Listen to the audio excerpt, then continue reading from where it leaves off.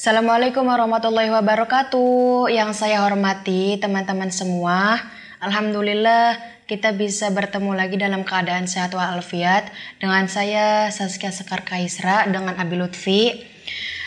Pada pertemuan kali ini kita akan membahas materi dengan tema Al-Quran. Mohon diperhatikan ya teman-teman, biar menambah ilmu dan wawasan kita. Kepada Abi Lutfi dipersilahkan.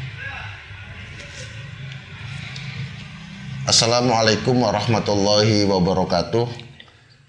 Yang saya hormati teman-teman semuanya, para pemirsa channel Lutfi NZ, dan yang saya hormati pembawa acara baru nih, Mbak Saskia Sekar Kaisra. Ini adalah putri pertama dari saya.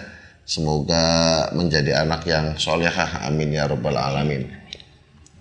Pada kesempatan kali ini saya akan membahas tema yang berjudul dasar-dasar hukum yang diperselisihkan dan dasar-dasar hukum yang disepakati.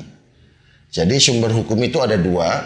Yang pertama adalah sumber hukum yang disepakati, yang kedua adalah sumber hukum yang tidak disepakati. Adapun sumber hukum yang disepakati semuanya ada 4 nih Mbak Saski, ya. Yang pertama adalah Al-Quran, yang kedua adalah hadis, yang ketiga adalah ijma, dan yang keempat adalah qiyas. Adapun sumber hukum yang diperselisihkan itu diantaranya adalah istihsan, istishab, maslahah mursalah, dan lain-lain yang nanti akan diterangkan di kemudian hari satu-satu. Oleh karena itu, simak baik-baik teman-teman semuanya, barangkali bermanfaat. Semoga aja ya Mbak Saskia. Yang pertama adalah Al-Quran. Saya mulai dari definisi dulu. Al-Quran itu secara bahasa itu qoro'a yaqro'u Qur'anan, yang berarti bacaan. Adapun secara istilah, ini banyak sekali perbedaan pendapat antar ulama. Jadi antar ulama itu berbeda-beda nih dalam mendefinisikan Al-Quran secara istilah.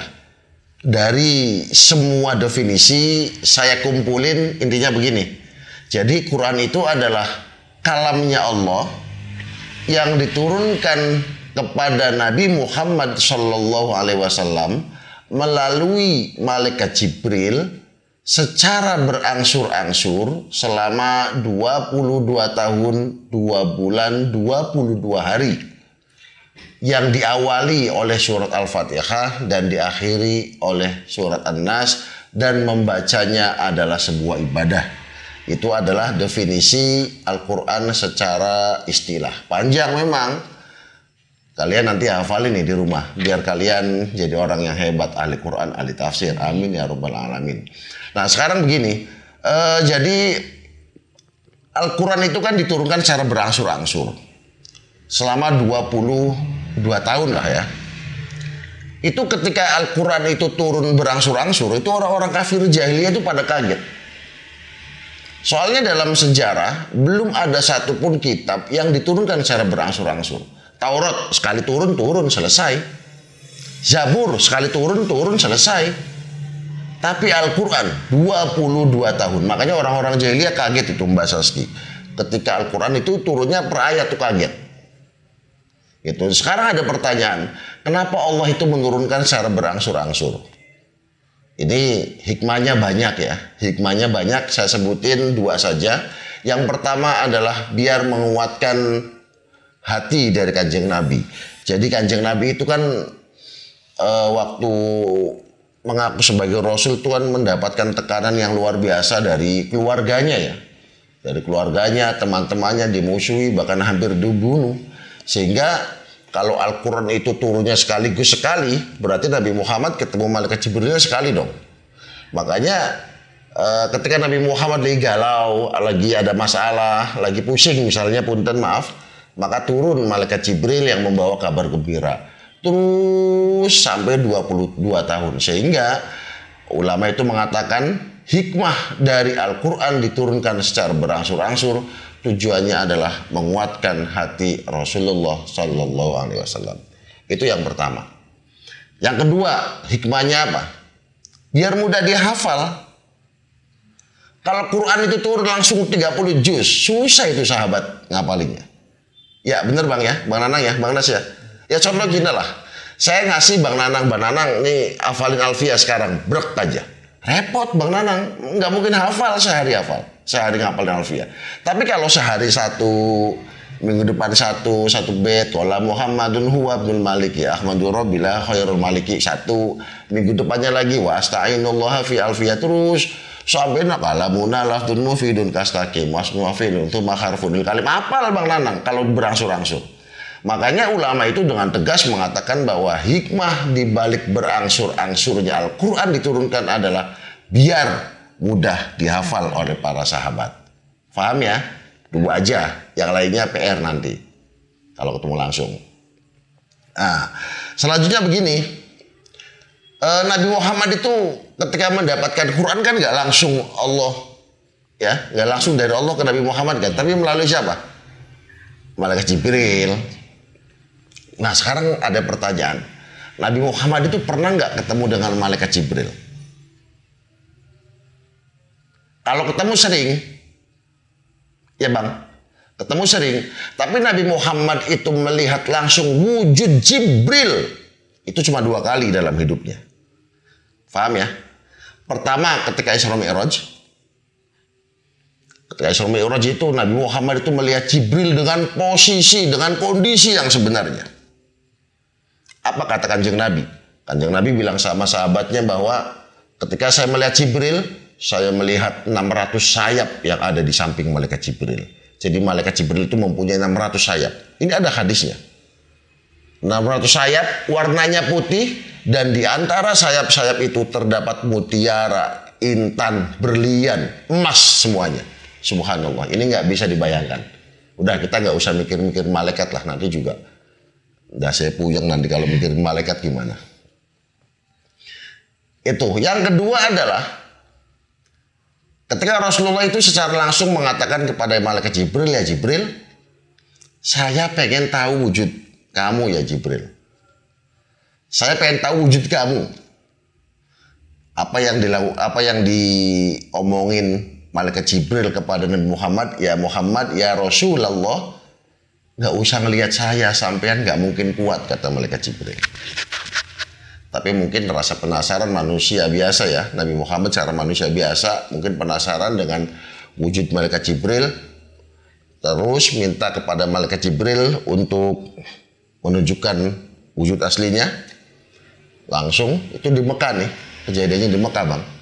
Itu Malaikat Jibril itu bruk aja, ya. Itu Nabi Muhammad pingsan. Nabi Muhammad pingsan Bang. Itu Nabi Muhammad, apalagi Bang Hendri, jeluk Malaikat Jibril, wah ya wis rohem layang udah langsung. Mati langsung ya Bang. Itu. Nah, ketika sadar, ini ada hal-hal yang menarik. Ketika sadar, Nabi Muhammad itu posisinya duduk, lalu Malaikat Jibril posisinya begini. Jadi kakinya agak terangkat, Malaikat Jibrilnya itu. Terus tangannya di dada Kanjeng Nabi, ya. Terus satunya itu di punggung. Jadi ngitung-ngituin. Ini kan suatu fenomena luar biasa ya. Dua makhluknya Allah yang bersahabat kental, ketika salah satunya itu mengalami luka atau dalam keadaan susah, maka yang satunya itu akan membantu. Ini patut dicontoh sama teman-teman. Kalau ada teman kalian kena musibah, kalau ada teman kalian kena masalah, bantu. Itulah sahabat sejati. Sebagaimana Malaikat Jibril menolong Rasulullah ketika Rasulullah itu pingsan. Luar biasa kan?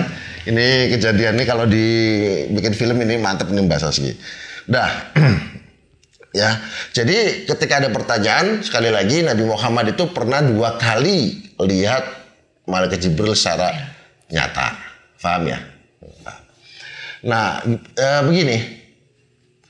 Al-Quran itu kan diturunkan berangsur-angsur.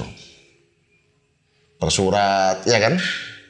Ada masalah, jawab dengan Quran. Besoknya ada masalah, jawab dengan Quran. Ini hal yang menarik lagi adalah Allah itu ketika menurunkan Al-Quran itu berangsur-angsurnya itu bukan hanya suratnya saja, Tapi kadang-kadang Allah itu berangsur-angsur dalam menentukan hukum, juga berangsur-angsur. Saya pernah ditanya sama dosen saya, Bang Hendri, Lutfi, sini maju.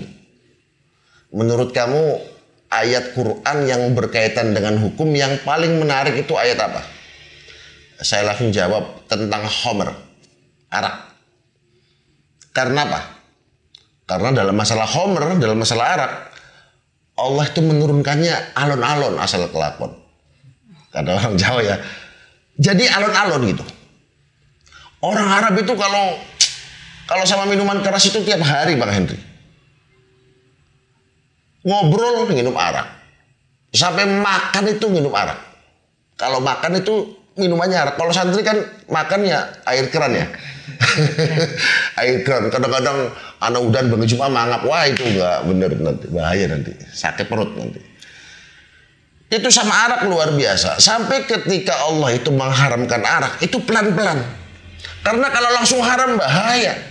Bisa terjadi pemberontakan nanti. Ini contoh yang baik yang kita tiru ya. Makanya ketika kita menghadapi orang yang galak atau menghadapi orang yang susah, itu harus pelan-pelan. Sebagaimana Allah itu menurunkan hukum Homer terhadap orang-orang jahiliyah. Benar kan? Di sini itu pertama surat Al-Baqarah ayat 219.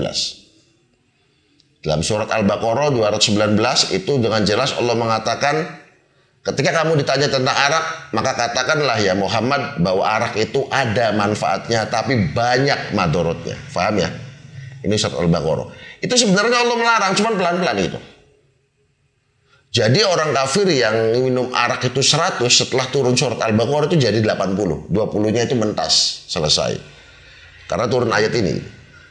Jadi arak itu banyak madorotnya walaupun ada manfaatnya. Udah, lalu turun ayat yang kedua adalah surat An-Nisa ayat 43. Ketika kamu sholat, maka janganlah sholat dalam keadaan mabuk. Udah, intinya begitu ya, intinya begitu. Jadi orang punten ya, para sahabat itu di awal-awal ketika sholat itu dalam keadaan kurang inilah. Sehingga turun ayat surat An-Nisa, jangan dekati sholat dalam keadaan mabuk. Jadi yang 80 orang itu akhirnya berkurang lagi jadi 40 orang. Lalu turun ayat pamungkas yaitu surat Al-Maidah ayat 90 yang mengatakan innamal khamru wal maisiru wal ansabu wal azlamu rijzun min amalis syaiton. Kata Allah, arak haram. Langsung setelah turun surat ini Al-Maidah ini ayat Al-Maidah ayat 90, maka para sahabat langsung meninggalkan arak semua. Yang perlu dicermati bahwa Allah bisa saja kun fayakun, beres arak bisa. Paham kan? Langsung selesai, nggak usah minum arak, bisa Allah itu kun fayakun jadi selesai.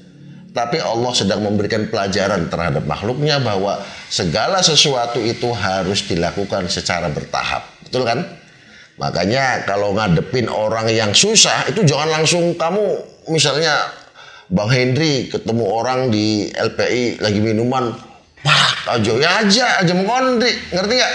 Diajak ngobrol, hari minuman ku blenak, ake madorote, saya beli gila maning, omongin maning, aja bakal sembayang aja minum arak, ya beli diri masih ngomong arak ku haram. Kalau sudah ketiga masih nggak mau ya gulet Rik. Apa? Kalau keempat masih apa? Gulet terus apa jari bayi sebelum bapak tanggal ya udah itu. Ya. Jadi sekali lagi bahwa Allah itu menurunkan Quran itu bukan hanya Al-Qur'annya saja yang berangsur-angsur, tapi Allah kadang itu menurunkan hukum kepada makhluknya juga secara apa? Berangsur-angsur, sebagaimana Allah menurunkan hukum Homer terhadap orang-orang jahiliyah. Paham ya? Nah, udah. Sekarang ada pertanyaan. Apa dalil dari Al-Quran yang mengatakan Quran itu sebagai sumber hukum yang paling utama? Apa dalilnya? Maka kalian jawab, ati Allah wa ati Rasul wa ulil amri minkum fa in tanaza'tum fi syai'in farudduhu ilallah. Paham ya? Jadi kalau ada masalah, udah gampangnya begitu ya. Kalau kalian menghadapi masalah, maka kembalikan masalah itu kepada Al-Quran. Dan masih banyak sekali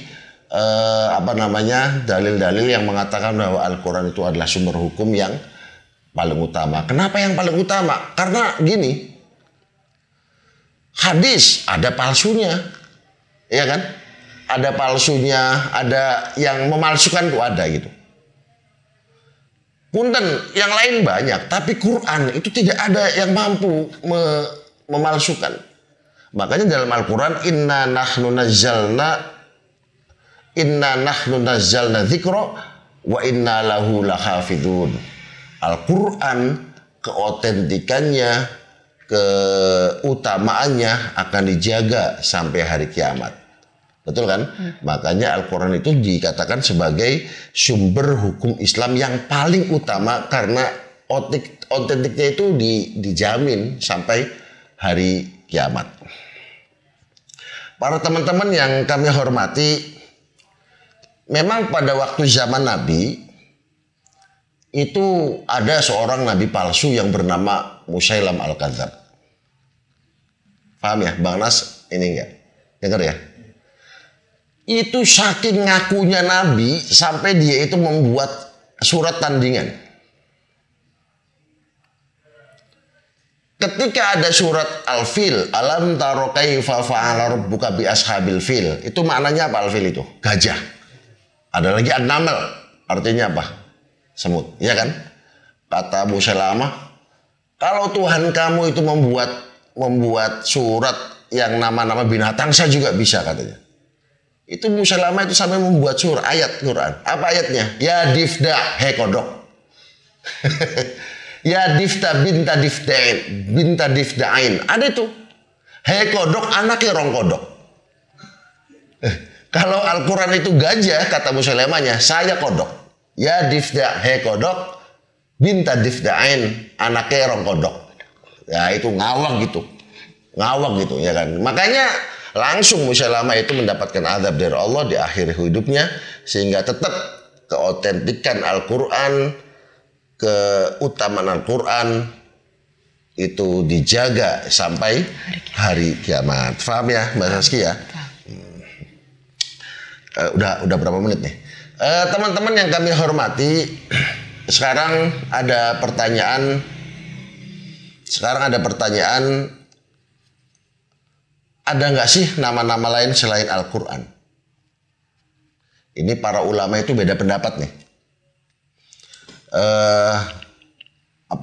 Imam Fakhrur Razi mengatakan nama lain dari Al-Quran itu jumlahnya 32. Ada lagi Imam Zarkasi itu 55. Ada lagi Imam Al-Haroli itu 90. Cuman yang paling terkenal itu adalah pendapatnya Imam Suyuti yang ada dalam kitab Al-Itqan, itu mengatakan bahwa nama lain dari Al-Quran itu adalah 55. Menurut Imam Suyuti dalam kitab Al-Itqan, nama lain di Al-Quran jumlahnya berapa? 55. Saya sebutin 10 ya. Catat nanti. Saya sebutin 10. Yang pertama adalah Alkitab. Yang kedua adalah Az-Zikru, pengingat. Yang ketiga adalah An-Nur, cahaya. Al-Furqan, 4, pembeda. Terus As-Suhuf, 5. Al-Balagh, 6. Asy-Syifa, obat, 7. Al-Huda, Ar-Ruh, dan Al-Bayan. Itu 10 nama lain dari Al-Quran. Adanya di mana? Di kitab karangan Imam Suyuti. Paham ya? Ini juga pelajaran nih buat buat Mbak Saski. Biar Mbak Saski nanti belajar dari YouTube. Insya Allah menjadi putri yang solehah ya. Kita Abi doain. Selanjutnya ada 3 lagi yang ingin saya sampaikan. Tadi nama lain dari Al-Quran. Yang selanjutnya adalah berapa sih jumlah juz, ayat, huruf yang ada di Al-Quran. Ini menarik nih Bang Hendri nih. Menarik ya. Kalau juznya paham, berapa Bang? Isi. Juznya berapa? Berapa Mbak? 30. Kalau suratnya? 114. Paham ya? 114. Sekarang jumlah ayat. Jumlah ayat. Berapa? Jumlah ayat itu beda-beda, Bang. Jumlah ayat itu ulama itu nggak sepakat. Ada ulama Kufi, ada ulama Basro, ada ulama Makkah. Itu beda-beda. Cuma yang paling terkenal dan pendapatnya ini dipakai oleh ulama Indonesia. Jadi cetakan-cetakan Indonesia itu memakai ulama ini.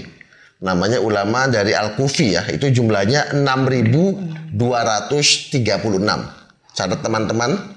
Jumlah ayat dalam Al-Quran itu 6.236. Ini menurut ulama Al-Kufi dan pemerintah Indonesia melalui Kementerian Agama kalau menyetak Al-Quran itu jumlahnya ayatnya Al-Kufi 6.236.